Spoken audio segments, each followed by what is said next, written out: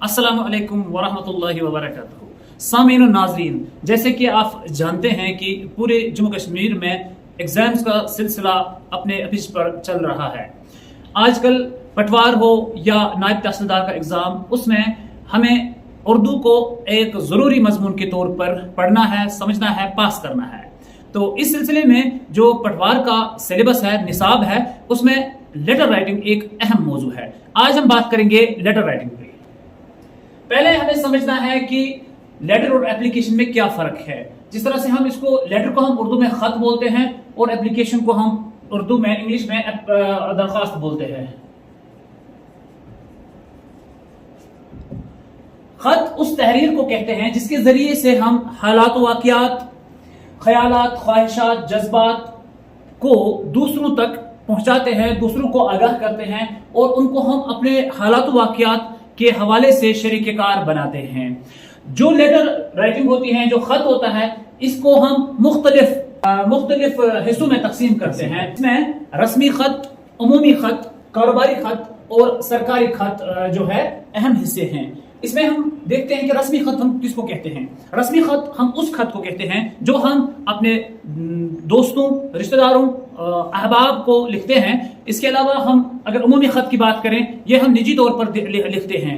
इसके साथ ही कारोबारी खत में हम उन लोगों को खत लिखते हैं जिनके साथ हमारे जो है तिजारती रवाबित हों। इनमें कारखानेदार, मिल मालिकान और दूसरे किस्म के लोग आते हैं जो जिनके साथ हमारा खत किताबत का, या जिनसे हम आर्डर मांगते हैं, जिनसे हम कुतुब फरोश होते हैं, जिनसे हम मुख्तलिफ किस्म की चीजें मांगते हैं। इसके अलावा सरकारी खत, ये खत हम सरकारी महकमों में भेजते हैं मुख्तलिफ किस्म की कामों के हवाले से। ये एप्लीकेशन से अलग होता है। एप्लीकेशन में हम इंशाअल्लाह दरख्वास्त में हम बताएंगे आपको कि एप्लीकेशन और खत में क्या फर्क है। लेकिन यहाँ ये समझना जरूरी है कि ये खत हमें सरकार की तरफ से भी कभी कभार आता है। कोई नोट्स आती हैं, कोई और चीज आता है, तो वो सरकारी खत के जुमरे में आता है। अब हम ये सीखने की कोशिश करेंगे कि खत कैसे लिखा जाता है। खत के अपने हिस्से होते हैं, वो मैं आपको समझाऊंगा।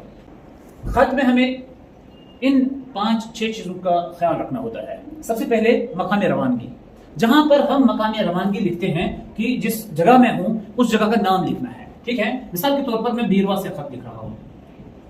ठीक है, इसके बाद मैंने एक लाइन खींचनी है, खत कशीदा करना है और यहाँ तारीख लिखनी है। तारीख को लिखने के लिए हमारे पास 2-3 ऑप्शंस होती हैं। हम पहले मंथ लिख सकते हैं, माह लिख सकते हैं, फिर दिन लिख सकते हैं। हम पहले दिन लिख सकते हैं, फिर माह लिख सकते हैं। हम पहले साल लिख सकते हैं, उसके बाद भी हम दिन और मंथ लिख सकते हैं। मिसाल के तौर पर नॉर्मली जो हम लिखते हैं, मैं लिखूंगा ये को मार्च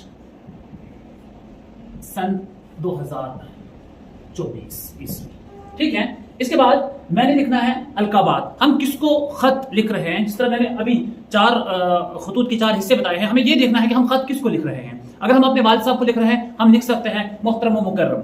अगर हम किसी अनजान शख्स को लिख रहे हैं खत, हमें पता नहीं है ये कौन है, तो हम उसके लिए आदाब का लफ्ज इस्तेमाल कर सकते हैं। इसी तरह हमने ये भी देखना है कि हम बड़े को लिख रहे हैं खत या छोटे को लिख रहे हैं। अगर हम बड़े शख्स को, अपने से बड़े को लिख रहे हैं, तो हमें आदाब का बड़ा ख्याल रखना है। अगर हम छोटे को लिख रहे हैं तो हम अजीज से भी काम चला सकते हैं, अजीजम। ठीक है, ये देखना है। अगर हम भाई को लिख रहे हैं तो बरादरम लिख सकते हैं। अगर हम बहन को लिख रहे हैं तो छोटी प्यारी बहन लिख सकते हैं, वगैरह वगैरह। खैर, इसके बाद आता है सबसे अहम जो हिस्सा होता है, वो है नफ्स मजमून।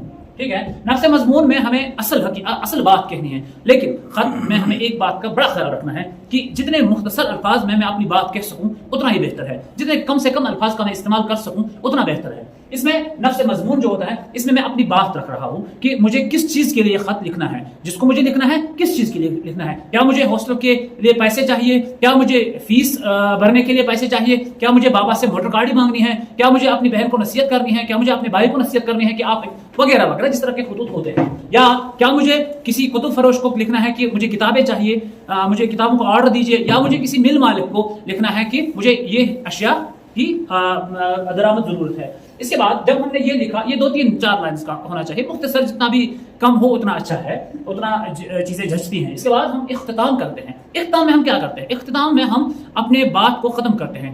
इसमें हम लिखते हैं आपका प्यारा, आपका दोस्त, आपका रिश्तेदार वगैरह, जिस तरह भी हम चाहें अच्छे अल्फाज से खत को खत्म करना है, ताकि जो पढ़ने वाला है, जिसको हम मकतूब इलैह कहते हैं, वो भी ये बात समझ सके कि खत खत्म हो गया। ठीक है, इसके बाद हमने मकतूब निगार का पता, मुझे अपना पता लिखना है। आपका, जब मैंने लिखा आपका प्यारा भाई, तो मैं नीचे लिखूंगा अपना नाम। ठीक है, इसके बाद میں مکتوب الیہ کا پتہ سائڈ میں لکھوں گا. اس اگلے انشاءاللہ تعالی میں آگے آپ کو بتاؤں گا کہ یہ خط کس طرح لکھنا ہوتا ہے, کہاں پر مکان روانگی لکھنا ہے, القابات کہاں لکھنے ہیں, نفس مضمون کہاں لکھنا ہے, اختتام کہاں لکھنا ہے, مکتوب نگار کا پتہ کہاں لکھنا ہے, اور مکتوب الیہ کا پتہ کہاں. یہ سب میں ڈیٹیل میں آپ کو ایک پیج پہ بتاؤں گا, ایک پیج پہ دکھاؤں گا, بورڈ پہ ہی میں ایک پیج بناؤں گا جس میں آپ کو سب چیزیں بتاؤں گا, سب چیزیں سمجھاؤں گا انشاءاللہ اگلے ویڈیو میں. اللہ حافظ, السلام علیکم.